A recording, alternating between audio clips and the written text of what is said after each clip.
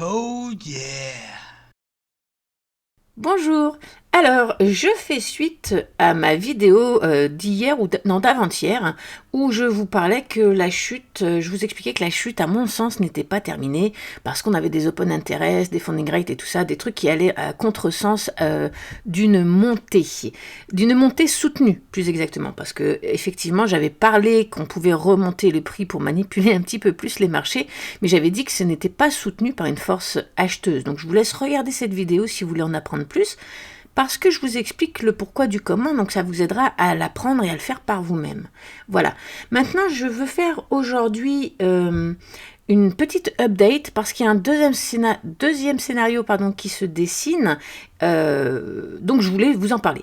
Le premier scénario dont j'avais parlé, c'était qu'on retourne combler le gap, parce qu'il n'a pas été comblé totalement. Vous voyez, j'ai encore mon petit trait jaune. Donc je vous avais expliqué qu'on pourrait éventuellement redescendre là. Pour tout un tas de raisons, je vous laisse regarder la vidéo.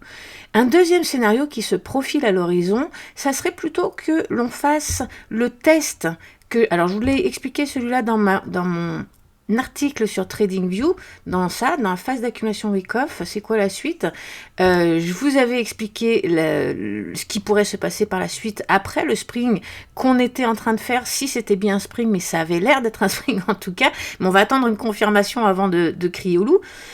Et donc du coup, eh bien, ça ressemblerait plus au test, c'est-à-dire, vous voyez, on est monté, puis on pourrait avoir notre première correction, on reviendrait tester justement les prix de notre canal, et ensuite, eh bien, on pourrait repartir et faire le reste. Donc, si c'est le cas, si c'est ce deuxième scénario qui est plus viable, eh bien, dans ces cas-là, on ne redescendrait pas au gap, on n'irait pas le combler. Ça, c'est une possibilité, hein, c'est rare, c'est très rare, mais ça peut arriver. Et dans ces cas-là, où est-ce qu'on pourrait, la correction, où est-ce qu'elle pourrait s'arrêter? Eh bien, elle pourrait s'arrêter sur le bas de notre canal, on pourrait aller retester ce bas de canal, ou on pourrait aller retester cette trendline. Pourquoi je dis ça? Parce que regardez dans les CME, le magnifique gap qu'on a fait ce week-end, un truc de dingue, il y a plus de 10 000 $ d'écart, c'est un gap énorme, énorme, énorme. Et c'est impossible qu'on reparte à la hausse en laissant ce gap. C'est impossible, je vous le dis tout de suite. Donc, qu'est-ce qui s'est passé? On est descendu, on est allé essayer de combler le gap CME qu'on avait depuis le mois de novembre. On ne l'a pas comblé au complet, mais on en a comblé une bonne partie. Ensuite, on est remonté en flèche et on est venu combler ce gap qu'on avait ici. Au passage, on a liquidé tout un tas de shorts. Voilà. Et là, eh bien, on est de nouveau sur un gap énorme. Donc, c'est sûr qu'on va redescendre et qu'on va aller chercher ce gap. J'ai aucun doute là-dessus. Voilà.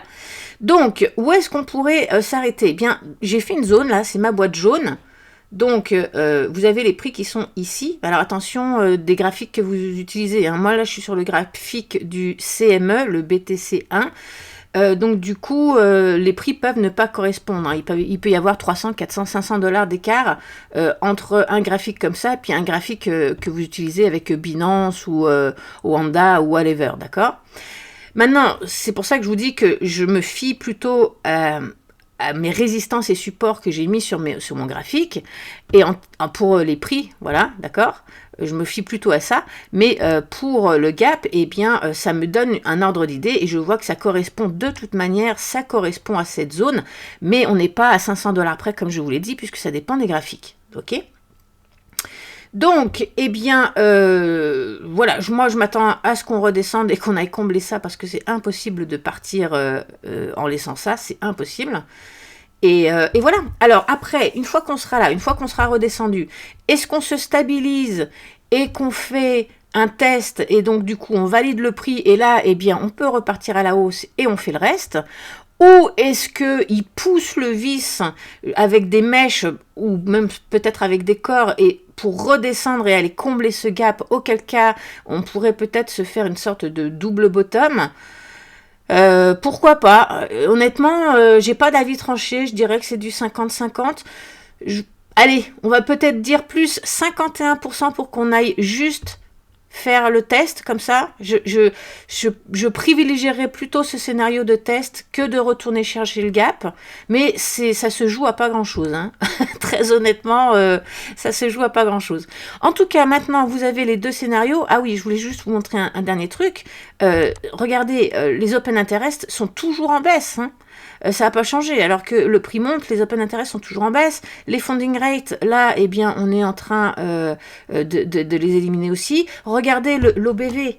L'OBV, on n'est pas allé faire de plus haut, on a rebondi. Si je mets une ligne ici, vous voyez qu'on est allé chercher l'ancien sommet et on s'est fait rejeter par cet ancien sommet.